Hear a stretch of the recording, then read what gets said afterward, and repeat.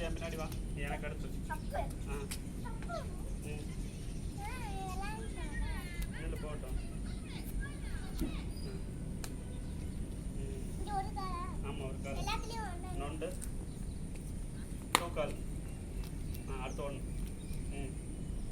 தப்பாக இருக்கு சரி போங்க போங்க இந்த என்னைய பாருங்க கலைக்கங்க ஆமாம் இந்த எனக்கு அடுத்து என்னைய பார்த்துட்டு இப்படி இப்படி விளாடணும் கண்ணாவா இப்போ கண்ணா வாங்க ஒரு கால் வாங்க இங்கே வாங்க